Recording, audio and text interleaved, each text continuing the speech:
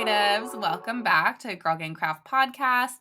Today we have Harley Jordan. Welcome to the podcast, Harley. Thank you. I'm so excited to be here. So excited to have you. So excited to be connected with you. Tell us who you are. Yeah, I hate this question because I am 10 out of 10 a multi-passionate girly. I feel like I have embodied this multi-hyphenate title. I am a coach for creators that have kind of been around the block, creators that know this app. They don't need the basics. I'm also the founder of an influencer agency, All Influence Management.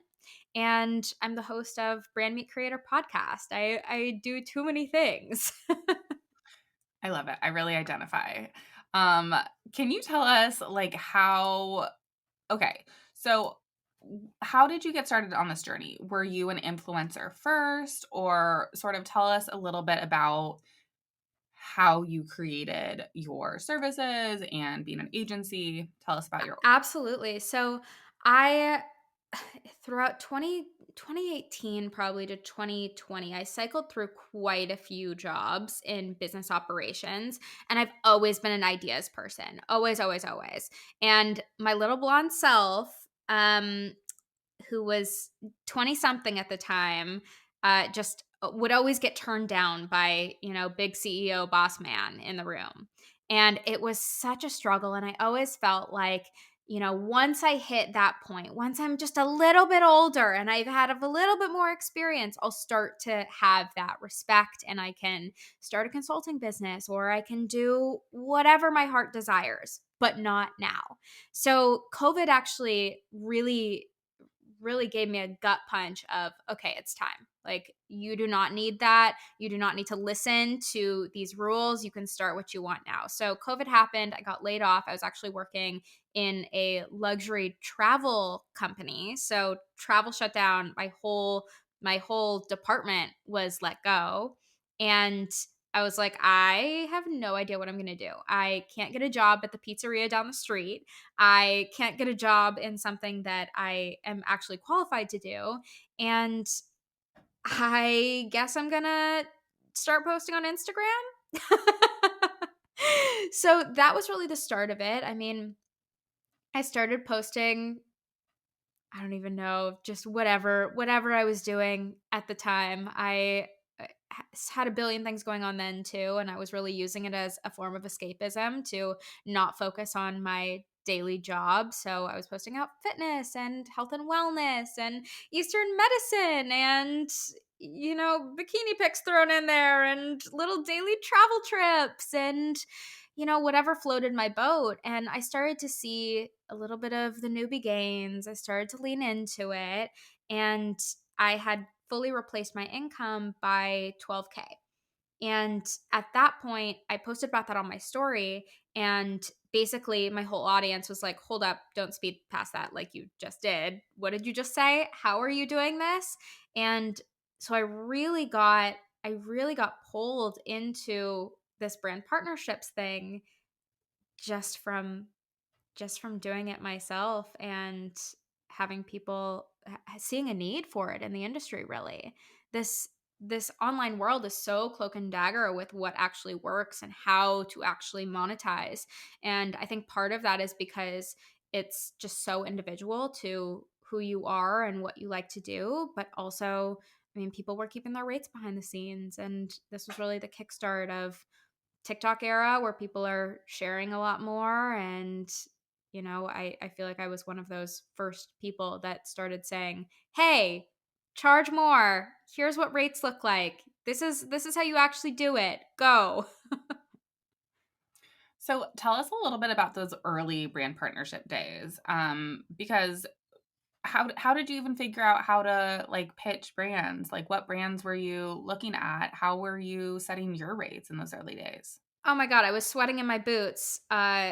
Just sending a message saying, "Can you send me product?" Like, I was not unlike anyone else that struggles to set their rates. I think my first collaboration was $50 for a necklace, and I went way above and beyond. Like, set up this whole shoot and took so many photos and videos, and I was stoked about my $50. And soon I learned that, oh wait, there's a little bit more to this industry. There's a little bit more going on here. And I was really using that business knowledge that I had in my previous job experience to to guide my way. And so what kind of brands were you working with when you sort of like started to actually have rates and getting brand deals? Yeah, started to see some success. I was working with, let's see, there was a activewear company that I was working with consistently for I think 3 months. I was working with like health and wellness, like gluten-free snacks a ton. And so are these like things that were sort of like in your everyday life that you just decided to Yeah. reach out to? Yeah, absolutely. I mean, it was a little bit of walking around my house and saying, okay, what fits into my daily life? Like, I'm not buying anything new. I'm broke as a joke right now. Like, I just got laid off and it's COVID and I don't know when I'm going to get a job. I'm not buying anything and picking out, okay, so I have all of these snacks. I'm always going to buy food. So, what can I do? What can I do to get a hold of them? Is that trying out a different brand than I would typically try out and tagging them on social media? Is that, finding a new brand and telling them, oh my goodness, I love your stuff. I would love to try it out and going from there. It was all of this kind of flirting and seeing what happened. I love that. Okay, so fast forward, you're starting to talk about your success. How did Mhm. you start to teach other people about what you were doing? And when did the agency come along? The agency came along at the end of, okay, so let me give you a timeline. I started really picking up speed and getting into coaching at the start of 2021. The agency started at the start of 2022. So I had a full year of coaching and it, working with clients before I decided it's time. We need to make something bigger. And I think that was always kind of the plan, but I thought it was again much farther off. And actually, I was on a podcast with my business partner for the agency is a podcast producer. So he was listening to this podcast of me talking about brand partnerships and he pulled me aside after and he was like, I think I have a project for you. And don't know how this worked out. Don't know how we're such a good fit because it was really truly on a whim like that. But that was the beginning of this agency. And I think this theme of jump before you're ready, you don't need to be in a certain place or be a certain way, have these perfected skills to do something that you want to do is so prominent across across all of this now that I'm speaking it out. Okay, so I'm really interested in the agency part because that's like an area that I'm Yeah. super familiar with. So tell us about the agency. You're not doing social media for people, it's just brand deals, right? Or Just brand deals. We do a variety of things because we're really picky with our clients and we're really looking for people who are business minded and want to take their brand to the next level. We don't want the girl that just wants a brand partnership to get paid for it and says, "Oh, I could work with any brand." Holds up cheesy product picture, we've all seen it across Instagram.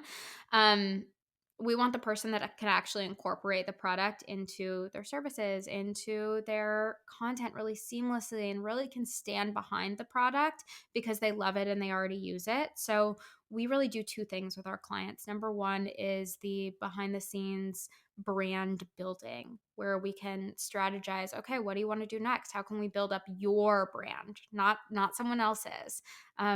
So we self-published a journal with one of our creators recently. We launched a merch line with one of our creators recently. We're talking about a partnership with one of their favorite companies, like a full line with them, not just a brand deal, like a username times that brand.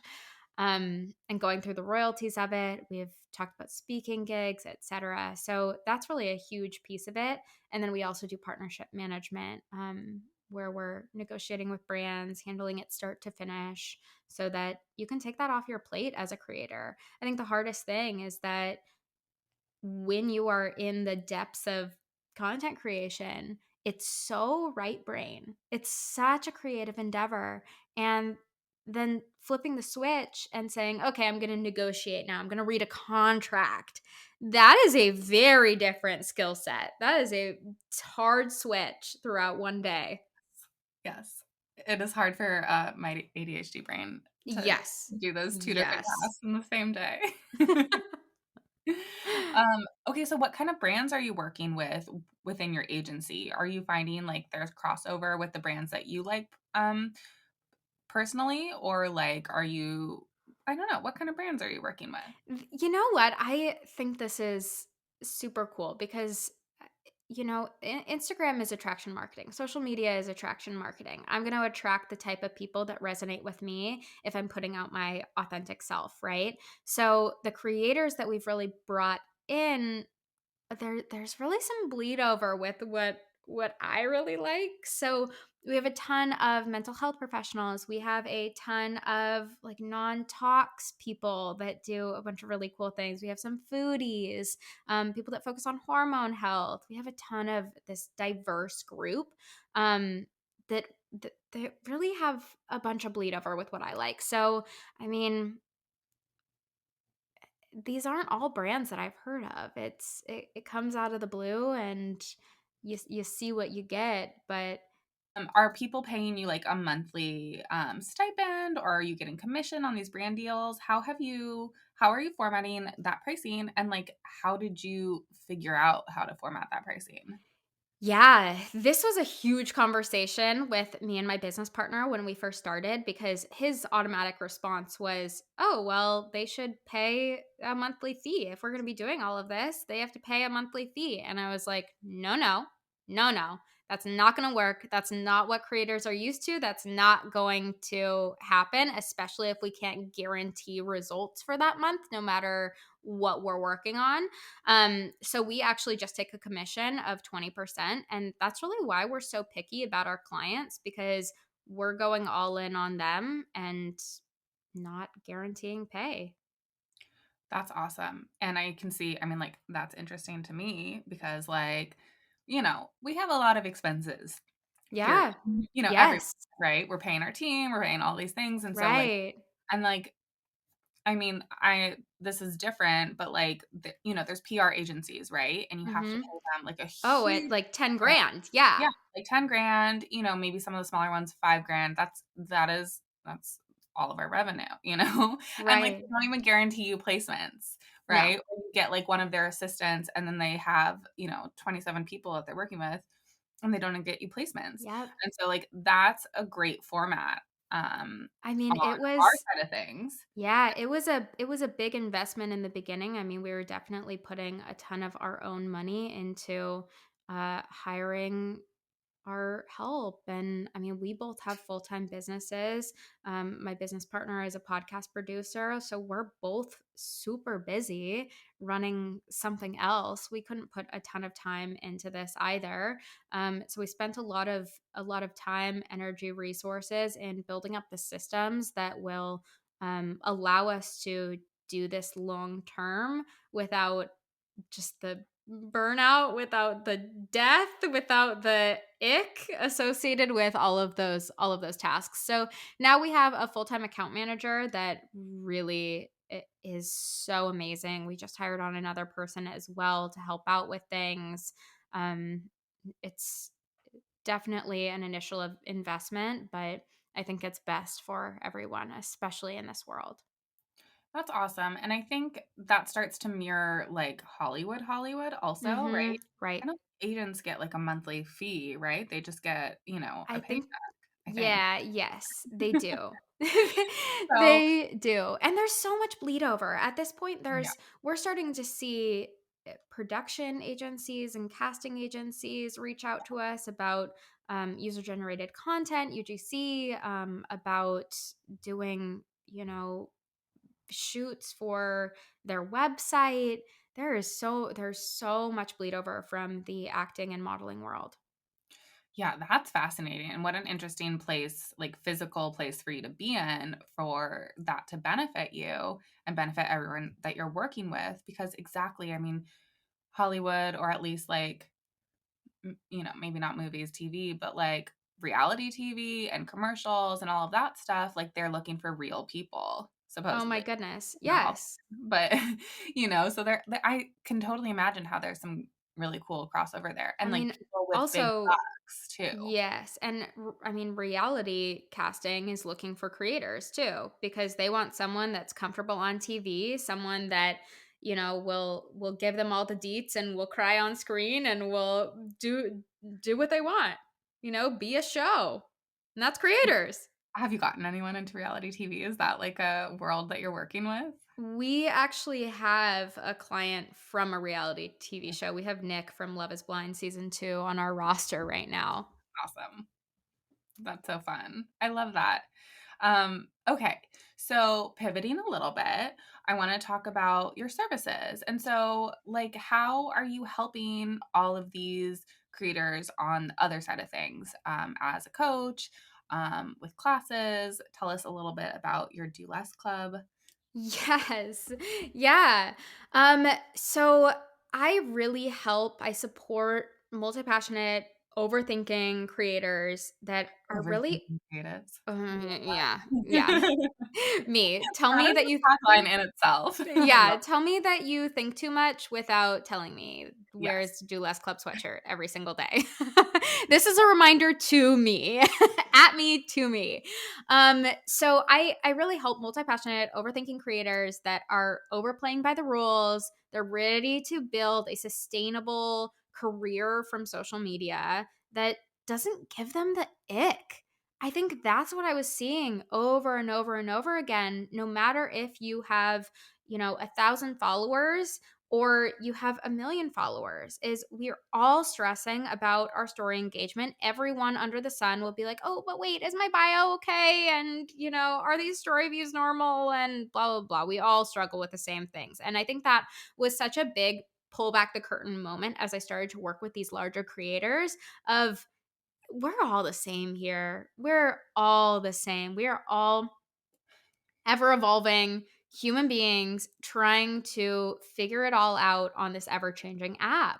And that is really tough. So I actually started going into this Do Less Club thing. I coined this phrase, Do Less Club, as a joke on my podcast. I don't even know why I said it. And it turned into this thing that I've said all the time. I got asked to make merch with it. And it was this weird, baffling moment of, oh, this is something that we all struggle with. We're all burnt out. We all don't know how to slow down. We're all doing too much and we wish we could do less. Like this is not me saying, don't work hard. It's me saying, get out of your head, start doing less because you actually don't need to drag yourself through the mud every day. This doesn't need to feel gross. It can feel easy. So I really work with all of these different people to develop their messaging above all. Develop the personal brand that feels right to them and the format that they can put out every single day where it feels like a never-ending stream of content because you just have so many ideas flowing and you're not going to burn out. I was so anti 30 reels in 30 days until I started figuring out this like what happens if I don't overthink that reel? What happens if I actually spend 5 minutes on it? Because if I'm actually spending 5 minutes on it and it's coming super easy, I can then start to attract exactly what I want and let go of everything else. I don't want to spend hours every day scrolling. I don't want to be searching for trending audio. That's gross to me. Like thinking about the fact that I used to scroll just to create a huge, never ending folder of trending audio. Ugh, I just want to die thinking about that. So, tell us a little bit about the format of the Do Less Club. Yeah. 'Cause I think that's interesting to I just wanna say to everyone listening, I know you may not be an influencer or may not identify as being a content creator, and maybe you're product leaning. I know there's, some service people listening, but I think it's so important to understand different types of business structures because you never know, like, what could be next for you. So, I mean, I know I tell you all the time to start, diversifying your revenue streams, so I just want you to listen if you're a product based business specifically and this stuff feels foreign to you. I want you to listen and be like, how can I actually integrate this into my business structure? Does this make sense for me? Should I start teaching classes? Does brand partnerships make sense for me? And just to like experience something different and what could be because as you all know, my product-based business is not the reason that I'm supporting myself. These other things are how I'm paying the bills and keeping the doors open, and I have fun doing them. So I just want you to keep an open mind as you listen to some of these things. I love that you say that because I mean we just signed an artist who makes these beautiful resin pieces that partners with her material companies all the time. Yes, yes, yes, yes. That Um is an easy one. I mean, not, Easy. but like so simple. Like what especially the creatives who are like teaching other people to do Yes. their craft, like how can you incorporate, yeah, the materials or Right. like, even just the space or whatever, thinking about You're how you right. can pull in brands because you And can. all of You these really can. things, yeah, all of these things take so long to create too. It's that you really just want to have more streams of income that are, I don't want to say passive because I hate the term passive income because I feel like if you're not making it, you're marketing it and that's not so passive. Yes, yes, yes, yes. But Truly. there's so many ways that you can bring these extra streams of revenue into your business. um this same creator actually started leaning into just talking about her lifestyle and herself and telling stories. So she was telling me that she was posting about, her oats the other day and her skincare routine and blah, blah, blah. And she said something to me that I loved. She said, they come for the artist. No, no, no. They come for the art, they stay for the artist. And Yes, I just yes, yes, love yes, yes, that yes. because, Come for the yeah, art, stay for the artist. There is come for the nothing art, strong stay for the artist. there is nothing stronger than a personal brand right now. So, Yes. if you are so focused on your product and you're not showing yourself, I know it's scary to put your face on camera. I know we keep on talking about this. It's scary to show up, but do it. And the thing is, what's so cool is like when you develop a personal brand and it can be around whatever you do, like doors open because if that business shuts down or you want to pivot or whatever, Hmm. you've created a personal brand and Right. people want whatever you're doing. Right. So Whatever you're there's doing, doesn't power. matter. There's power Right. in that. There's so much power. And also, so many people just love watching the process of things being made that it opens up so many new doors for the people that aren't actually interested in pressing buy. Because I mean that might happen. They might love your stuff. They might love watching your content every single day, but will never press buy. And that's the weird, terrible piece of social media. So, I mean, how can you show off that process and yourself? How can you step into that main character spotlight in just, telling a story about your art? While you're doing a piece of it, telling a story. I mean, that storytelling thing is huge. Can you just use B-roll that you're filming of you making it? There's so many different ways that you can show up. It doesn't have to be the lip syncing. And actually, I Yes. encourage you to not. Sure, sure, sure. I love yeah, I mean, and, just taking this product-based business because I know a lot of you are listening are product-based businesses. There's, like, side revenues that make so much sense. Like we said, like, brand partnerships with the Right. materials. And, you don't need 1,000,000 followers to reach out to a brand. Like, maybe No. they'll just send you product to a start, but and maybe they'll say no, but, like, that's your stepping stone, that's your portfolio. And then also this teaching thing, right? If the people are Yes, yes. interested in, like, seeing your product be made, and though that's getting a lot of like energy behind it, teach a class. Teach a class. Yes. Please teach a class. And, so going back to your question, I just steamrolled it with an Yeah, we example. went a full different direction. That's fine. That So, happens. Do Less Club really started on a whim. The phrase of it, the actual program of it, I had, last year at literally this time, I launched the agency formally. I launched my podcast. I launched 6 mini courses, and I launched a new round of my program all within the same week. Stupid. Stupid. Again, Are you okay? doing too much. No, no, I burnt out heavily. But this was really a response to that experience.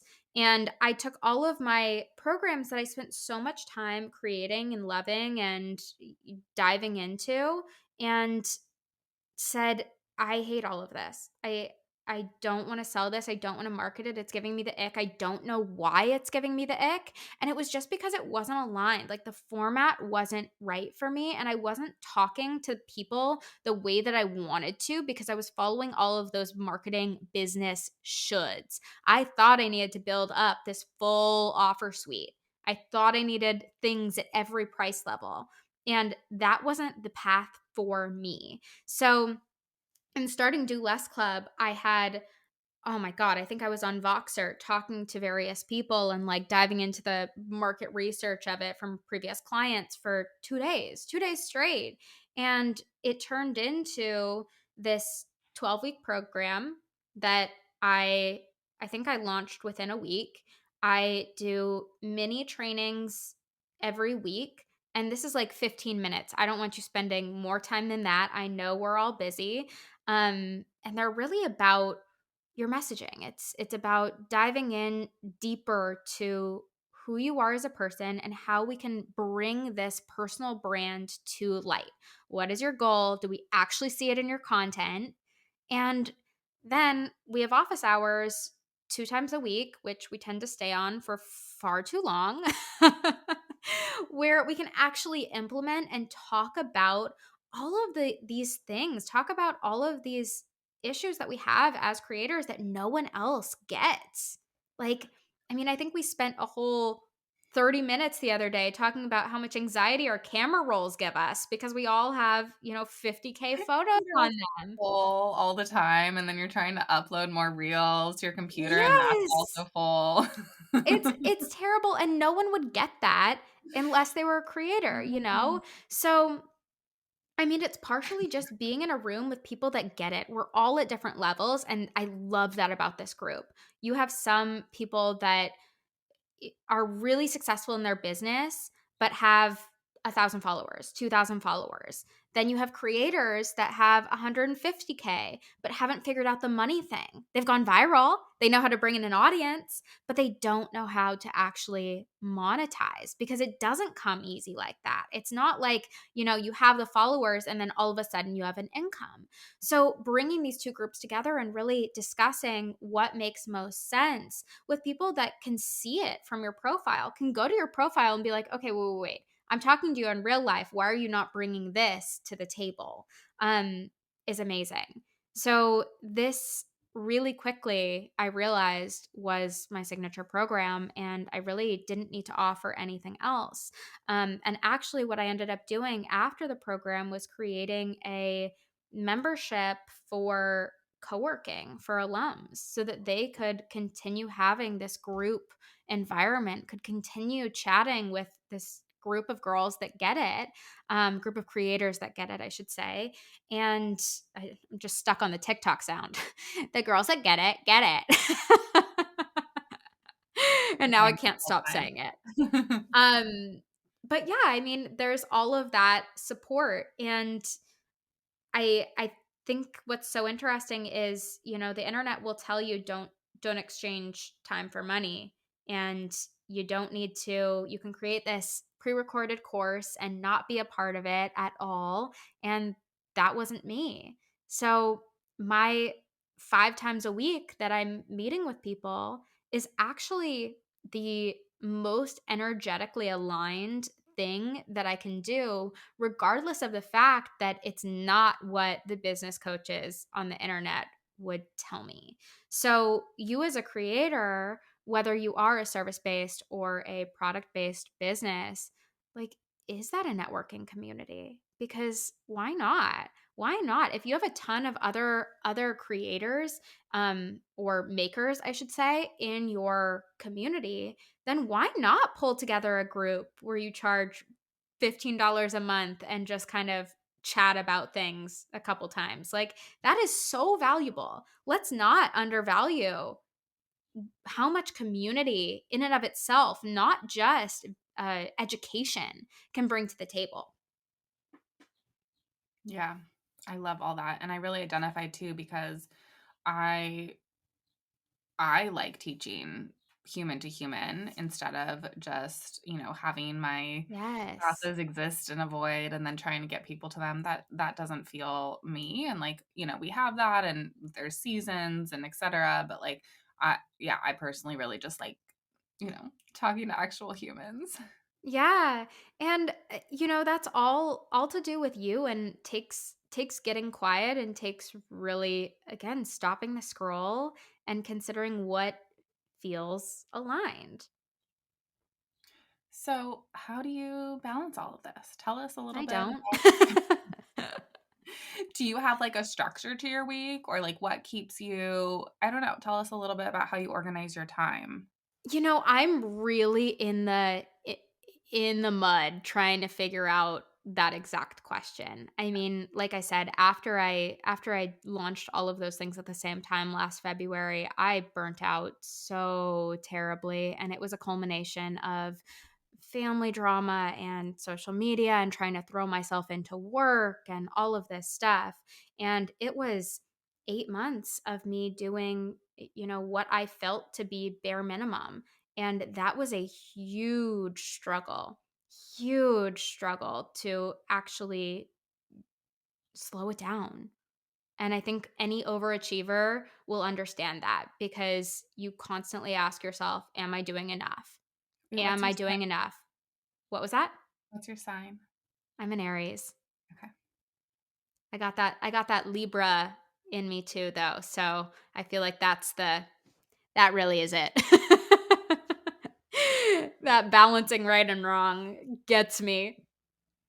So yeah, it's been a huge learning journey. I, at this point, really try to take my mornings slow. I really focus on just communicating with my team, making sure that I have breakfast before coffee. Huge one.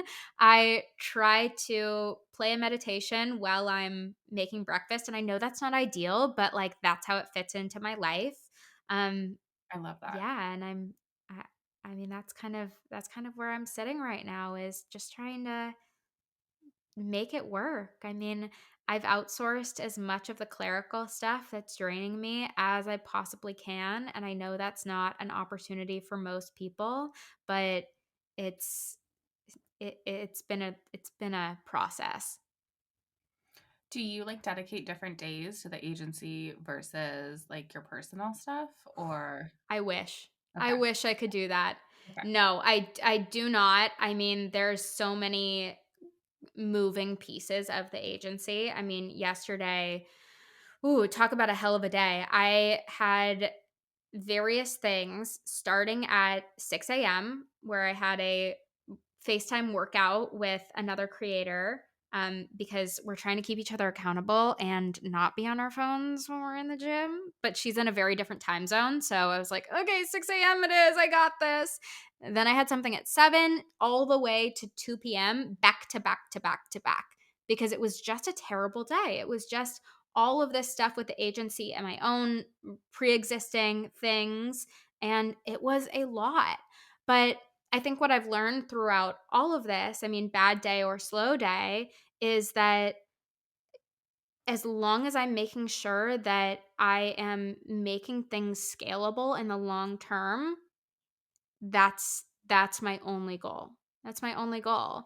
I need to cry about it now, create the template now, spend more time on it now, so that I won't spend time on it long term because I can't fuss about some kind of Canva document every time I need to make something. I can't I don't even know. I'm like trying to find an example from the agency, like craft emails. Even that, I can't write the same email 12 billion times. I need to template it. Yeah, I love that. Um, okay. So, like, how do you find inspiration for anything, but like also your content? Tell us how you do that. Ooh, content. Yeah. I again, my content has really changed over the last 6 months as well. And it's really leaning towards how can I do bare minimum with this? So I use a lot of B-roll. I'm using live photos from my camera roll that I took when I very first started a lot. I'm slapping text over the screen, and that's it. That is literally it. I'm not writing a long caption. Very often, I'm just calling out, here's a podcast episode to listen to. I already have the value for you somewhere else. Or I'm calling out, here, if you're struggling with this exact thing, head to my link in bio. I have this kind of resource for you because I've created those resources where I don't feel the need to constantly validate my credibility and my knowledge. And I think that's such a key. When it comes to the actual messaging and finding inspiration there, most of the time it's just talking to my clients or being in these office hours. I gain so much inspiration from just things that people are saying when they are being coached. I love that. So, you're also on TikTok, I assume, though. Yes. No. You're not on TikTok at all. Okay. I hate TikTok. You hate TikTok. Okay. I hate it. I know that I shouldn't, but the comment culture I think is such trash, and I have zero interest in being on it. So I don't. Okay. And so, with your agency, I assume you work with both TikTok and Instagram Oh, brand deals. absolutely. Absolutely.